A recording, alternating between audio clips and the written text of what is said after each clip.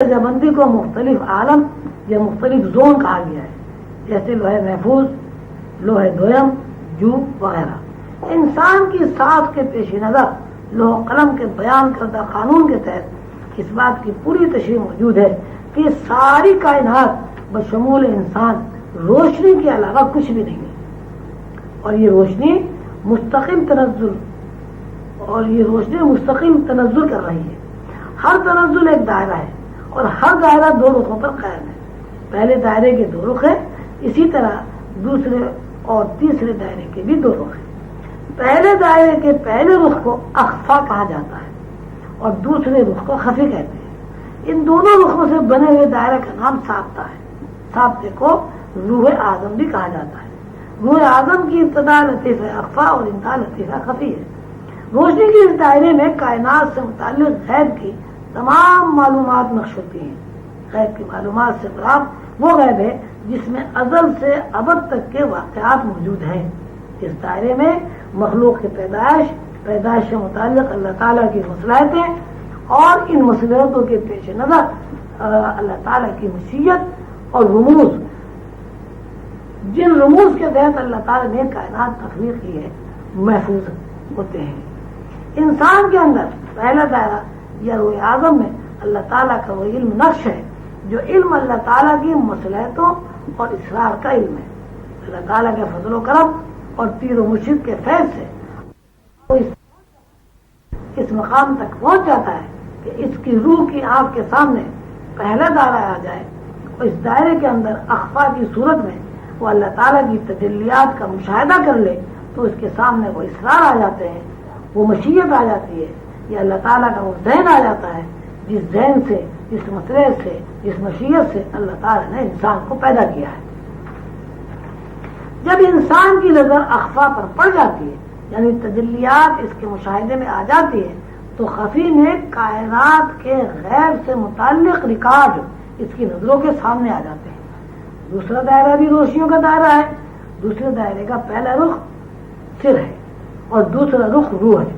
ان دونوں رخوں کی تکمیلی دائرے کا نام روح انسانی ہے یا آیان ہے۔ جس طرح روح آدم کی ابتدا اخفا اور انتہا خفی ہے، اسی طرح روح انسانی کی ابتدا سر ہے اور انتہا روح ہے۔ ابھی ہم نے عرض کیا ہے کہ روح آدم کے اندر اللہ تعالیٰ کے علم کے وہ نقوش محفوظ ہیں جو اللہ تعالیٰ کے علم، مشیت، اسرار اور رموز سے متعلق ہیں۔ روشنی کے دائرے یعنی روح انسانی میں وہ احکامات نقش ہوتے ہیں جو علم سے تنزل کر کے زندگی اور زندگی کا کردار بنتے ہیں۔ تخلیق سے متعلق تیسرا دائرہ بھی دو رخوں پر قائم ہے۔ پہلے رخ کا نام قلب اور دوسرے رخ کا نام نفس ہے۔ ترتیب وہی ہے، روح حیوانی کی ابتدا قلب ہے اور انتہا نفس ہے۔ اس دائرے میں زندگی کا ہر عمل ریکارڈ ہوتا ہے۔ جہاں تک زندگی کے عمل کے ریکارڈ ہونے کا تعلق ہے، یہ صرف انسان اور جنات کے لیے مخصوص نہیں ہے، بلکہ کائنات میں موجود تمام مخلوق کے عمل کا ریکارڈ رہتا ہے۔ ہم جب دائروں کا تذکرہ کرتے ہیں تو ذہن میں یہ تصور ابھرتا ہے کہ دائرے کوئی الگ الگ چیز ہے، پہلا، دوسرا اور تیسرا دائرہ، لیکن ایسا نہیں ہے۔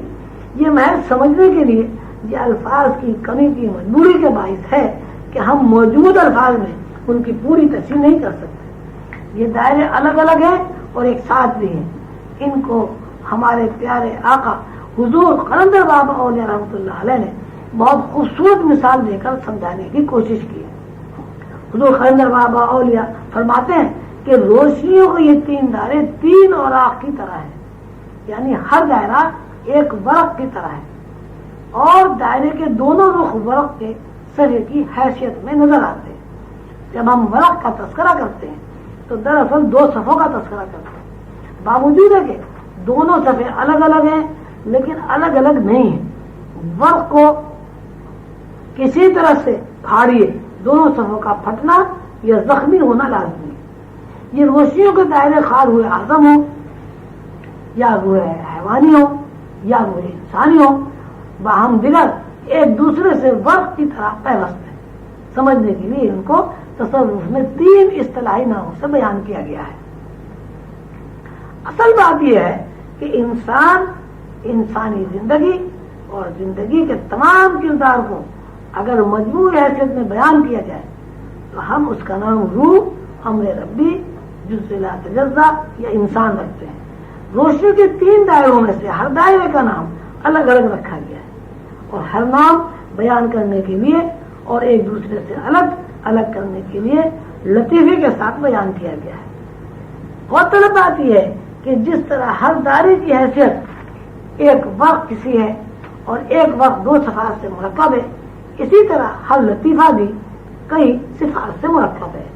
حضور قلندر بابا علیہ رحمۃ اللہ علیہ بہت خوبصورت مثال دے کر اسے سمجھاتے ہیں۔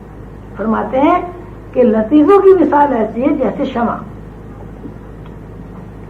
شمع پر غور کرنے کے بعد جو چیزیں سامنے آتی ہیں وہ یہ ہے، شمع میں لو کی روشنی ہوتی ہے، اجالا ہوتا ہے، اور رنگ اور گرمی بھی ہوتی ہے۔ یعنی اس لو کے اندر لو سمیت 4 چیزیں جمع ہو گئی ہیں۔ شمع کی لو کو اگر الگ کر دیا جائے تو مجموعی طور پر اس کے اندر 3 چیزیں ہوں گی، 1 اجالا ہے، 2 گرمی ہے، 3 رنگ ہے۔ یہ رنگ، گرمی اور اجالا تینوں الگ الگ چیزیں ہیں، لیکن ہم جب شمع کی لو میں تفکر کرتے ہیں تو تینوں چیزوں کو الگ الگ نہیں کرتے۔ یعنی اگر رنگ، گرمی اور اجالا ایک جگہ جمع ہو جائے تو اس کا نام لو یا شعلہ ہوتا ہے۔ شمع کی لو، یہ شعلہ یا خود شمع ایک لطیفہ ہے، لیکن یہ ایک لطیفہ 3 لطیفوں سے مرکب ہے۔ ان تینوں لطیفوں کا اجتماعی نام شمع ہے۔ مطلب یہ ہے کہ جب کوئی شخص لفظ شمع استعمال کرتا ہے تو معنوی طور پر اس کی مراد شمع کے اندر کام کرنے والے لطائف، رنگ، اجالا اور گرمی سے۔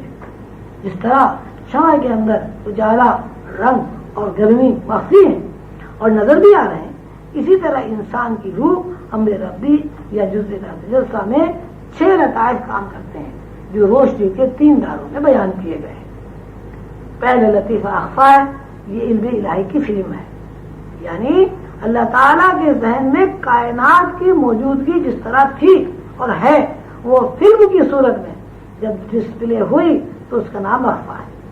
جس روشنی میں اس فلم کو دیکھا گیا وہ لطیفہ خفی ہے۔ فلم اور فلم کو دیکھنے والی روشنی، اخفا اور خفی کا اجتماعی نام روح اعظم، یہ ساختہ ہے۔ فلم اور اس روشنی کا نام جس میں یہ فلم مشاہدہ کی جاتی ہے تصور کی اصطلاح میں تدلی ہے۔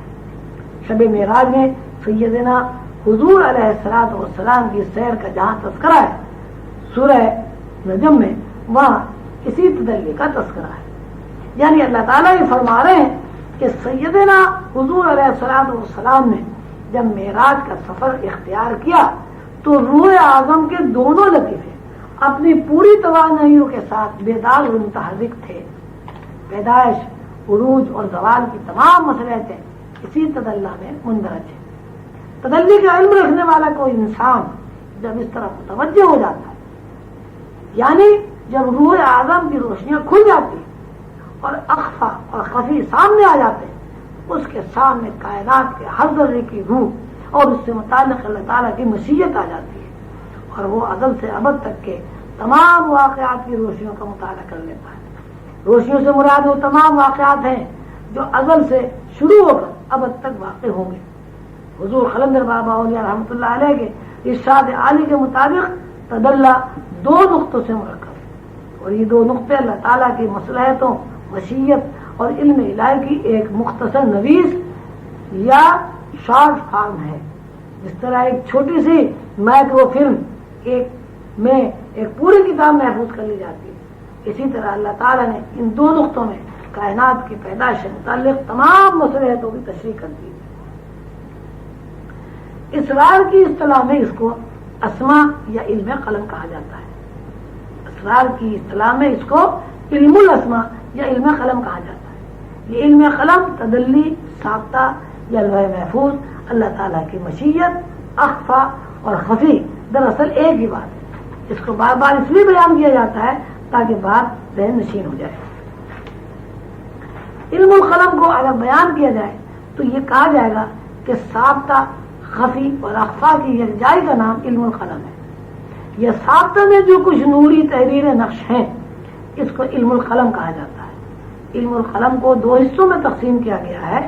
ایک حصہ اسماء الہیہ ہے اور دوسرا حصہ حروف مقطعات ہیں، جیسے قرآن پاک میں الف لام میم کاف ہا یا عین صاد کا تذکرہ ہوا ہے۔ اسماء الہیہ دراصل اللہ تعالیٰ کی وہ صفات ہے جن صفات کے باعث اللہ تعالیٰ نے کائنات کو تخلیق کیا ہے۔ بالفاظ دیگر ہم اس بات کی وضاحت اس طرح کر سکتے ہیں کہ تمام تخلیقی فارمولے اللہ تعالیٰ کی صفات ہیں۔ اللہ کی یہی صفات جو کائنات کی تخلیق کی اصل ہے تقریباً 11,000 ہیں۔ یہ 11,000 صفات ایک فرد میں مجتمع ہو سکتی ہیں اور 11,000 نوعیں بھی ہو سکتی ہیں۔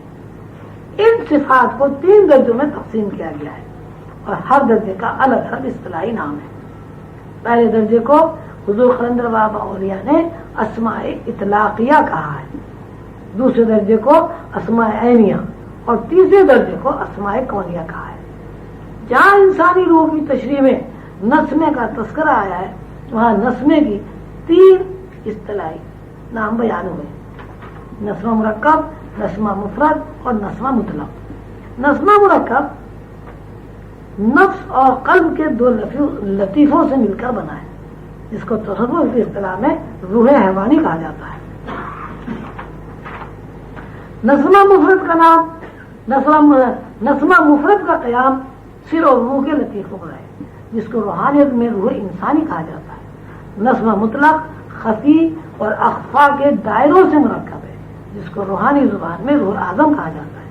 اس کی مزید تشریح اس طرح ہے کہ قلب اور نفس سے ترتیب پانے والا نسمہ مرکب روح حیوانی یا جویہ ہے۔ روح اور سر کا اجتماعی نام عین یا عیان ہے، خفی اور اخفا کا اجتماعی نام ثابتہ ہے۔ حضور قلندر بابا اولیاء نے ایک ہی بات کو مختلف پہلاؤں میں بیان کر کے یہ کوشش کی ہے کہ سالک کے شعور میں یہ ماورائی علم بار نہ بنے اور شعور اپنی جگہ باہوش و حواس برقرار رہے۔ اسماء الہیہ میں پہلا تنزل یہ اللہ کی صفات کا پہلا تعارف یہ ہے کہ اللہ بحیثیت علیم کے موجود ہے، اور بحیثیت علیم کے اس طرح موجود ہے کہ اس علم میں اللہ کا کوئی ثانی نہیں، اور نہ ہی اللہ نے اپنے اس خصوصی علم کو کسی فرد سے روشناس کرایا ہے۔ اللہ علیم ہے اور ایسے علیم ہے کہ انہوں نے اپنے علم اور اپنی صفات علم کو اپنے لیے مخصوص کر دیا، یعنی اللہ کا ایسا علم جو اللہ نے کسی کو منتقل نہیں کیا۔ انسان کا ادراک یا سکت صلاحیت یا بڑی سے بڑی پرواز بھی اللہ کے اس علم کا کسی طرح بھی تصور نہیں کر سکتے۔ ایسا علم جو اللہ کے لیے مخصوص ہے حضور قلندر بابا نے علم اطلاقیہ کہا ہے، یعنی علم مطلق ایسا علم جو کائنات میں کسی فرد کو کسی حالت میں حاصل نہیں۔ اس علم کو جو اللہ کے لیے مخصوص ہے علم ذات بھی کہتے ہیں، یعنی موجودات کو اس علم کی کوئی نسبت حاصل نہیں، ساتھ اپنے علم کے اعتبار سے اپنے علیم